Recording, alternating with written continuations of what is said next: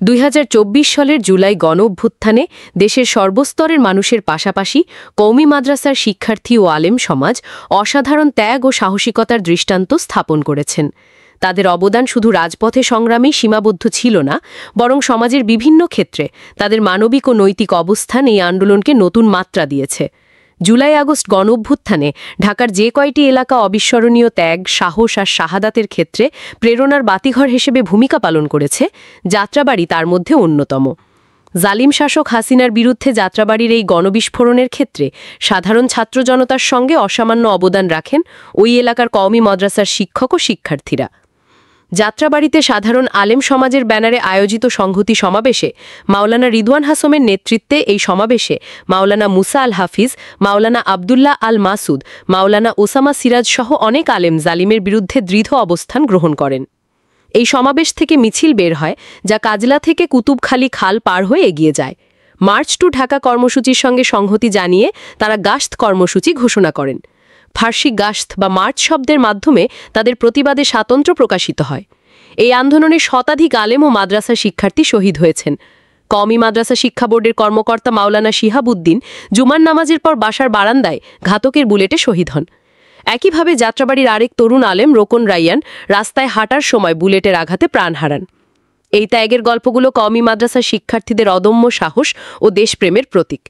12 বছর বয়সী মাদ্রাসা শিক্ষার্থী আরাফাতের শাহাদাত এই আন্দোলনে ত্যাগের আরেক হৃদয় বিদারক সাক্ষ্য হয়ে আছে।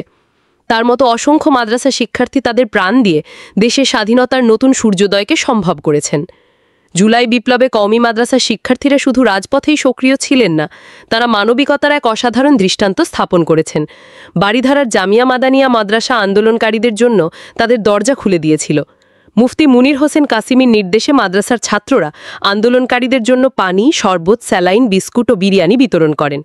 মাদ্রাসার গেট সর্বদা উন্মুক্ত ছিল বিশ্রাম ও প্রয়োজনীয় সুবিধার জন্য। এমনকি ট্রাফিক ব্যবস্থাপনা ও রাস্তা পরিষ্কারের কাজেও তারা অংশ নিয়েছেন স্বতঃস্ফূর্তভাবে। আজ সুন্নাহ ফাউন্ডেশনের চেয়ারম্যান শাইখ আহমদুল্লাহ আহতদের চিকিৎসার জন্য 5 কোটি টাকার আর্থিক সহায়তা প্রদান করেন এবং আরও 5 কোটি টাকা পরে দেওয়ার কথা বলেন। এই মানবিক সহায়তা কওমি মাদ্রাসার সমাজের প্রতি দায়বদ্ধতার একটি উজ্জ্বল উদাহরণ। জুলাই আন্দোলনের সময় সংখ্যালঘু সম্প্রদায়ের উপর হামলার ঘটনা ঘটলেও কওমি মাদ্রাসার শিক্ষার্থীরা সাম্প্রদায়িক সম্প্রীতির এক অনন্য দৃষ্টান্ত স্থাপন করেছেন। সুনামগঞ্জ, কিশোরগঞ্জ, গাজীপুর, কুমিল্লা সহ দেশের বিভিন্ন স্থানে তারা মন্দির পাহারা দিয়ে নিরাপত্তা নিশ্চিত করেছেন। এই কার্যক্রমে সংখ্যালঘু সম্প্রদায়ের মানুষ আপ্লুত হয়েছেন এবং এটি বিশ্ববাসীর কাছে বাংলাদেশে সাম্যের বার্তা পৌঁছে দিয়েছে। কওমি মাদ্রাসার শিক্ষার্থীরা শুধু রাজপথেই নয়, সাংস্কৃতিক ক্ষেত্রেও তাদের প্রতিভার স্বাক্ষর রেখেছেন। মাওলানা উসাইদ মোহাম্মদের আঙ্কা স্বাধীনতার সূর্যোদয় গ্রাফিটি দেশব্যাপী সাড়া জাগিয়েছে। ব্রাহ্মণবাড়িয়ার একটি পুরনো দেয়ালে এই গ্রাফিটি জুলাই বিপ্লবের স্বাধীনতার প্রতীক হিসেবে উঠে এসেছে। এছাড়া বাংলাদেশ ইসলামী লেখক ফোরামের আয়োজিত জুলাই কবিতা প্রতিযোগিতায় আলেম কবিরা তাদের স্বরচিত কবিতার মাধ্যমে বিপ্লবের স্মৃতি অমর করে রেখেছেন।